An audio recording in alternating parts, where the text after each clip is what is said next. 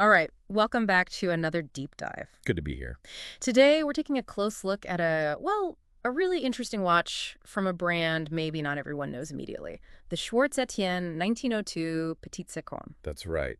And we're looking at it through the lens of a pretty detailed review that just came out. Exactly. And the idea here isn't just to read you the specs. We want to kind of dig into why this watch, why this brand, and what those little details the reviewer picked up on really tell us, especially if you're into the craft behind watchmaking. Yeah, finding those nuggets, those insights that make you go, ah, okay, I see.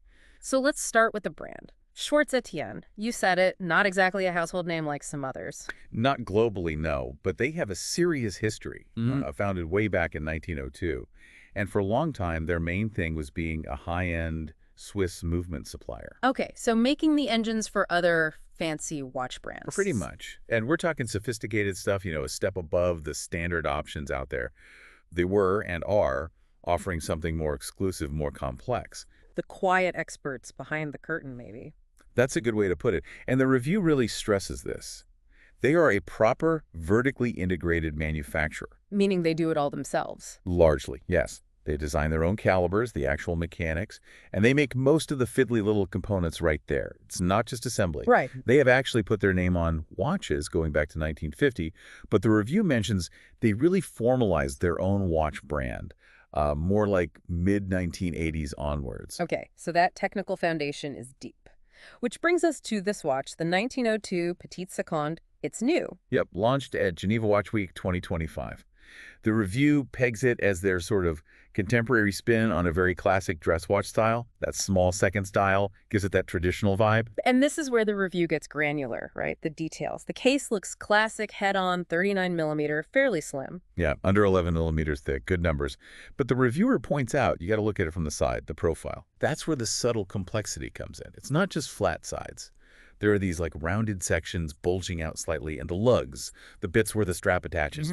They look standard straight on, but from the side, they have this really fluid, rounded shape. It's that quiet stuff, Understated design. And material-wise, they went with titanium, not steel. Grade 5 titanium. Yeah. Which is interesting for a dress watch light, strong. And they mix up the finishes, brushed and polished, which always adds a bit of visual interest. Sapphire crystals front and back, of course, and decent 50-meter water resistance. Sensible. Okay, let's talk dial. Classic small seconds, but you said contemporary touches. Right. How do you do that without looking, trendy?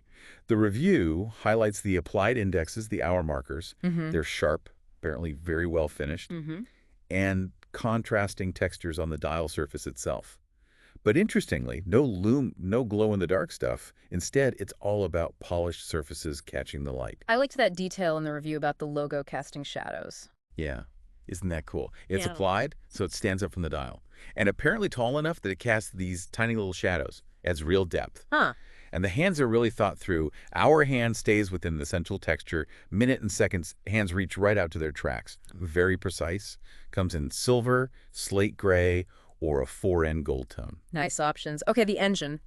The caliber ASE 300.00, in-house, you said. Absolutely. In-house automatic. And it uses a micro rotor, visible through the back. Micro rotor means you see more of the movement, right? Because the winding weight is smaller, integrated. It doesn't cover half the movement like a full rotor. This one has 191 parts, runs at 3 hertz. That's a nice classic beat rate, and gets a whopping 86-hour power reserve. Wow, that's over 3.5 days. That's strong. Did the review point out any specific technical highlights? It did. It's apparently an evolution of an older caliber, but the key thing mentioned is how the gear train wheels are held in place. Instead of being under one big bridge or plate, they're suspended on individual bridges. Little separate supports for each wheel. Okay. That sounds more complicated to make. Much more. But it looks amazing, more open, more sculptural, and allows for really ornate finishing on each tiny part. Think Geneva stripes, that kind of traditional decoration, plus a nice chevron pattern on the micro rotor itself. Beautiful finishing, then. And straps, standard lugs. Leather straps, alligator or calf, depending on the model, but yeah, standard 20-millimeter lugs. The review basically said it's begging you to try different straps on it. Which is always fun. Okay, let's zoom out. The price. Around $21,900 US, say. That's serious money. It puts it up against some very big names. It absolutely does. And the review offers a really interesting thought on why someone chooses this. Go on. Well, the watch itself is framed as, timeless design, modern touches, great size. But the deeper why, according to the source, isn't about just flashing a famous logo or maximizing brand recognition. It's more about appreciating the substance, the technical side. That's exactly the angle. The reviewer suggests that the kind of person drawn to Schwarz Etienne really values the brand's history and impact as a top-tier movement maker. They appreciate that deep engineering skill, that in-house capability, maybe more than just the name on the dial. It's a statement about what you know rather than just what you own. Sort of, yeah. It suggests you appreciate watchmaking on a more fundamental level. You're choosing the maker's maker, in a way. So summing up, classic looks, subtle modern twists, a genuinely impressive in-house movement with that cool micro-rotor and bridge design, all from a brand with this significant, if quiet, technical history. A really compelling package, if that's what you value. Right. Which leads to that final thought, really, sparked by the review's perspective.